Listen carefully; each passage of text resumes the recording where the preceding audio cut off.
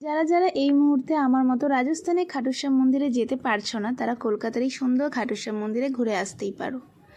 জানো তো, অনেক দিন ধরেই ভাবছিলাম যাব কিন্তু কিছুতেই বাবা রেখে পাঠাচ্ছিল না। আসলে কোনো মন্দিরে আমরা নিজেদের ইচ্ছায় যাই না যতক্ষণ না ওদিক থেকে ডাক আসে। তো কি করে গেলাম সেটাই তোমাদের সাথে শেয়ার করবো এই ভিডিওতে, কারণ আমি ফটো পোস্ট করার পরে অনেকেই জিজ্ঞাসা করেছে যে মন্দিরটা কোথায় বা কীভাবে যাবে। তো শিয়ালদা নর্থ থেকে যে কোনো ট্রেন ধরবে যেটা বেলঘরিয়াতে যায়, বা দক্ষিণেশ্বর হয়েও তোমরা যেতে পারো।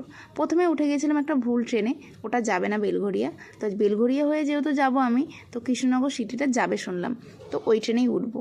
ট্রেনের টাইমিং 3:25, তো 3:15 হয়েছে, এখনও ট্রেন আসেনি।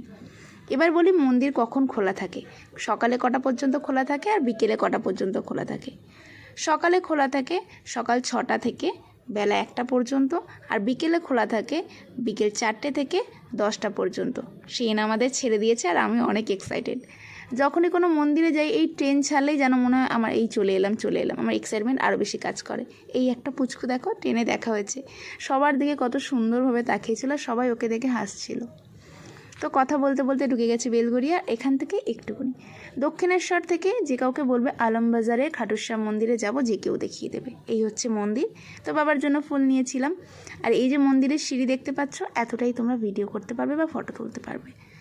মন্দিরের পাশেই একটাই দোকান দেখলাম যেখান থেকে আমরা মন্দিরে বাবার জন্য ফুল নিয়েছি, আতর নিয়েছি, আর নিয়েছিলাম প্রসাদ। এখানে মন্দিরের তরফ থেকে পার্কিংয়েরও ব্যবস্থা রয়েছে। 4 হুইলার 2 হুইলার তোমরা যা নিয়ে যাও, নিচে পার্ক করার জায়গা আছে, ওখানে পার্ক করতে পারবে। এখান থেকে মিষ্টিটা আমি নিয়ে নিয়েছি। এবার চলো দেখাই কী কী নিলাম। এই হচ্ছে একটা ফুল আমার কাছে অলরেডি ছিল, যেটা আমি আগে নিয়েছি। আর এখানে 2টো গোলাপ নিয়েছি, একটা আতর আর মিষ্টি। এইটুকুই তোমরা ভিডিও করতে পারবে, আর ভিতরে তোমরা ভিডিও ফটো কিছুই করতে পারবে না। তো পুজো দেওয়া হয়ে গিয়েছে, অনেক শান্তি। তো চলো দেখা হচ্ছে নেক্সট ভিডিওতে। টাটা।